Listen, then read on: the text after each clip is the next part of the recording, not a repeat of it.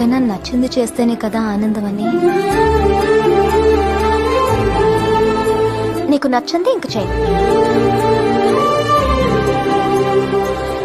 భయమే కదా ఇచ్చాను.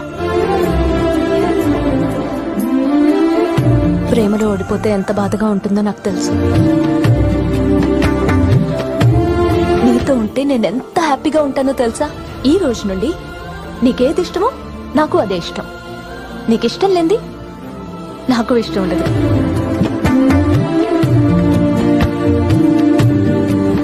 ఇప్పుడు నువ్వే నా ప్రపంచం అయ్యావు. ఇప్పుడు ఎవరిని హర్ట్ చేయకూడదు, అందరినీ హ్యాపీగా చూడాలంటే బాధ ఎందుకు వస్తుందో అర్థం అవ్వట్లేదు.